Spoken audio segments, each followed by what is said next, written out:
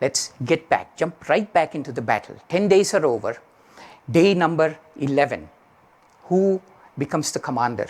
Well, this is Dronacharya. Drona is the teacher of both the Pandavas and the Kauravas, but he has chosen to fight on the side of the Kauravas. So Drona becomes the general, and then days 11 and 12, so many wonderful battles happen, and there is murder, mayhem, magic, heroism, villainy, all kinds of things happen. But let's come to the night of the 12th day. Duryodhana now is a little bit frustrated. Duryodhana, remember, is the head of the bad guys. He's a little bit frustrated. He goes to Drona and says, revered teacher, you are by far the greatest of all the warriors here. You are the ones that taught all of us, including Arjuna, how to fight. Tomorrow, you have to bring an end to the battle. He basically says, I'm disappointed in you. You haven't done what I hired you to do. That's roughly the nature of the conversation, although those words are not used. And so Dronacharya says, don't worry, Duryodhana, tomorrow I have found a way in which I can trap Yudhishthira. And once we trap him and kill him, the battle is done. So you know what he does? The first thing he does is he creates a battle formation. It's called as a chakra formation. It's a series of 7 concentric circles arranged as a maze. Okay, these large number of warriors, it's probably 10 miles wide, 7 concentric circles arranged as a maze. And there is only one entrance in the outermost circle. And once you get in, unless you know exactly how the formation is done, it's impossible to get out. You're trapped. Now, the only one that knows how to get into the chakra formation and get out is Arjuna. So Drona arranges it so that an entire battalion of soldiers distract Arjuna. They take him to a different side of the battle, and the soldiers arrange themselves in the chakra formation. And it's a spinning formation. This gigantic wheel of soldiers, tens of miles wide, begins to spin towards the rest of the Pandavas. They have no choice. So Yudhishthira and Bhima, they don't know how to enter it. So Yudhishthira asks, does anybody know? Because soon it's going to encompass us. We will be lost in it, and the battle is as good as over. Nobody knows. All the Pandavas, great though they are, remember Dronacharya is the master strategist. So they just don't know. And then a small, tender voice pipes up from behind and says, Uncle, I know how to do, I know how to get into the chakra formation. And Yudhishthira looks back, who is it? Well, this young lad, only 14 years old, just on the cusp between boyhood and manhood. And he says, it is Abhimanyu, it is Arjuna's son. He's also Krishna's nephew, meaning Krishna's sister is married to Arjuna and they've had this son, Abhimanyu. Now, how does Abhimanyu know what no other warrior knows? Well, here's how it happened. It's kind of an interesting story.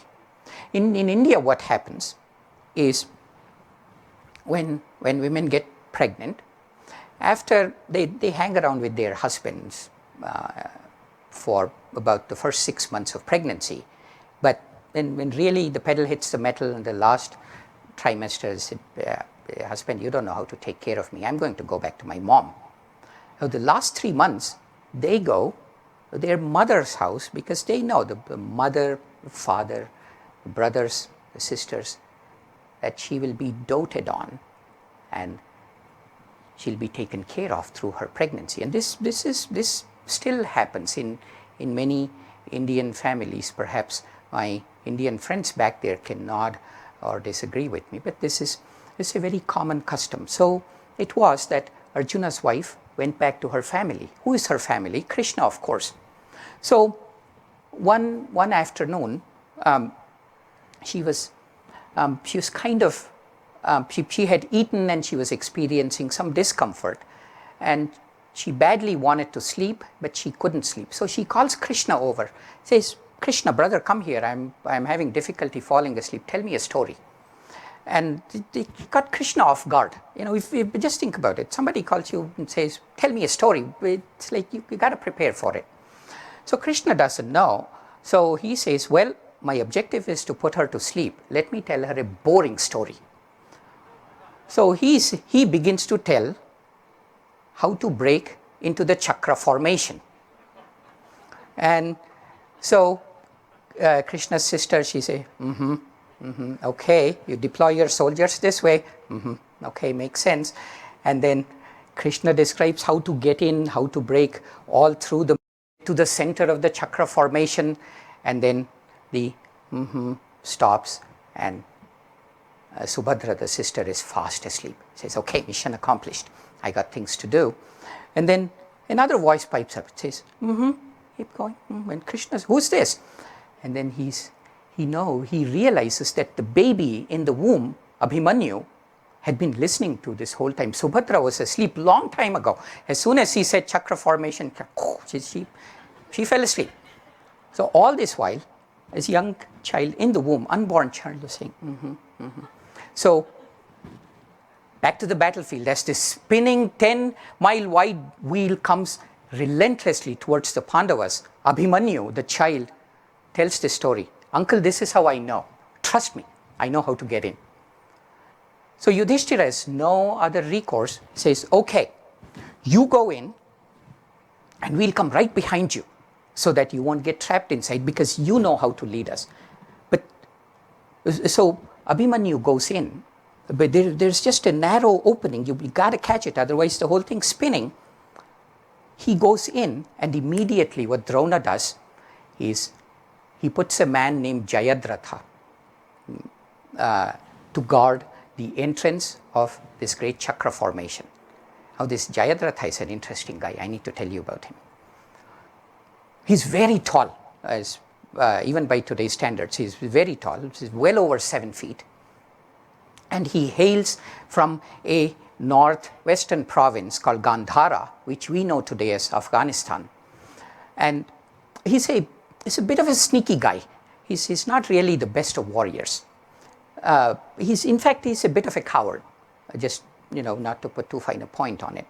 Then why did Drona put him in charge of the chakra formation in this critical stage? Well, it turns out that one day, this Jayadratha actually was very desirous of possessing Draupadi because she was so beautiful. And then he abducts her, and Arjuna goes after him and really defeats him, reads him the riot act, shaves off his hair and says, don't ever do this again. And Jayadratha is very humiliated. He goes and prays to Shiva, and when Shiva comes, he says, Lord, I need to be an invincible warrior. Just give me the ability to never be defeated in war. And Shiva says, you? Absolutely not. Of course not. You can barely get by. No. Then begins negotiating. He said, okay, maybe I could be a warrior for 5 years. But no. Most you can do is for one day in your life, exactly one day, you will be undefeated. But it comes with a disclaimer. The fine print is, if Arjuna comes, you will be defeated. But nobody else can face you on that day. So Jayadratha chooses that is the day. And so all the others, Yudhishthira and Bhima and Drishtadyumna, all the other great Pandava warriors are powerless against Jayadratha. So Abhimanyu, this tender lad, the nephew of Krishna and the son of Arjuna, finds himself in the chakra formation. And then the unexpected happens. Abhimanyu begins to lift his bow and begins to kill thousands of Kaurava warriors. The Kauravas were very happy. They were kind of celebrating, saying, okay, Arjuna's son is with us. We can negotiate for him. But he turns into a lion and he begins to fight. And every great Kaurava warrior, Karna gets defeated by him very badly. Dronacharya himself cannot handle the onslaught of the son of Arjuna and the nephew of Krishna. And within minutes, an entire battalion is killed, and the tide of the war is turning towards the Pandava side. The Kauravas, within the spinning chakra formation, are genuinely afraid that they would be decimated today by Abhimanyu. They don't know what to do. Duryodhana looks at Drona and says, do something. And Drona says, I don't know what to do. I've never seen anything like this. And Abhimanyu continues his rampage through the Kaurava armies. And finally, Drona does the unthinkable. Back in the day, they had some rules for fighting these wars. The rules were very simple. I won't read you the whole list. It reads like Geneva Convention. But just the highlights of this are as follows. One is, you never attack an unarmed person in the war. If the person loses his arms, then the battle comes to an end. Second, you never, ever, ever hit somebody from the back. So always front, because they're warriors. And third, you never harm animals that are enabling the battle. Animals that are in battle, meaning if it's a war elephant, you can kill it. But if it's a horse that's drawing a chariot, they're sacrosanct, you cannot kill it. These were a few of the rules that they had, and Drona decides to break them. So he calls 6 of the great warriors. He calls Karna, Dushasana. Dushasana was the one that had dragged Draupadi by her hair, remember? And he calls Ashwathama, his own son, who's another great warrior. We'll keep coming back to Ashwathama. He calls Ashwathama, and he calls all of them one by one. And they surround Abhimanyu from all sides. 6 warriors, they surround him. And Karna was supposed to be the greatest warrior. He breaks Abhimanyu's bow from the back, standing behind him. Even the Kaurava army is momentarily disgusted by this heinous and cowardly act. But Abhimanyu doesn't stop. He takes a sword in one hand, a mace in the other hand, and then starts fighting. Once again, he was a whirlwind, and nobody could even approach him. Again, the Kaurava army is repelled. They are genuinely afraid. Then Dushasana and Karna, again, you know what they do? As a young boy, 14 years, each one shoots an arrow that cuts his arm at the wrist. So he has no hands, Abhimanyu. He doesn't stop. He doesn't even pause. He bends down, picks up a chariot wheel through the stumps of his hands, and then begins to rotate it, and still continues to kill people. And finally, in desperation, one of these 6 warriors shoot him and kill him from behind. The Kauravas on the one hand are relieved, but on the other hand, they just know that they committed something so bad today that nothing good can ever come of it. No small victory was worth this horrible act. And then that evening of day 13, Arjuna, who came back facing the battalion that had distracted him, he's given the news. Yudhishthira says, Arjuna, Abhimanyu is dead. For a moment, Arjuna is thunderstruck. And then, as a father, after all, he falls on the floor and beats the earth with his hands and think, how could this be? He's crying. Then he has mixed emotions, a complex set of emotions. On the one hand, he's very proud of his son. He says, tell me more, what did Abhimanyu do?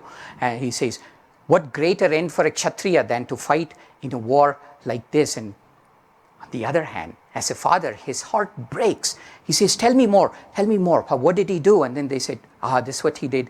And he died, and suddenly, there's darkness in front of him. He's unable to speak. He lifts his head and wails loudly against the heavens, drops his head and weeps uncontrollably. And this goes on for a while, but slowly, he's a Kshatriya, warrior after all, the feelings begin to coalesce into one great forceful emotion. He becomes angry.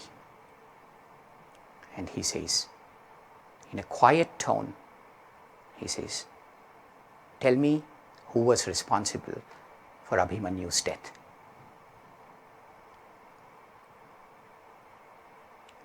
Nobody says anything. They are mutely standing there. And then eventually Yudhishthira speaks and he says, it was Dushasana and Karna that cut his wrists. And Arjuna says, okay, but why did he get there? Abhimanyu's bow can never be broken. I taught it to him myself. And he says, it was Karna that broke his bow. He says, okay, but why didn't any of you help? Because he was deep within the chakra formation. Why didn't you enter behind him? Because Jayadratha prevented us. He traces the root cause, not the proximal cause, but the root cause. And he says, right there, he stands up full of anger, and he says, he declares to the heavens that by tomorrow evening, by sunset, as surely as the sun rises tomorrow, by the time the sun sets, Jayadratha will die. Nobody can stop him. And then he follows it up with an add-on, with a supplemental to his vow. He says, if I am unable to do that, then tomorrow by sunset, I declare that I will jump into the fire and I will die myself and join my beloved Abhimanyu in the heavens.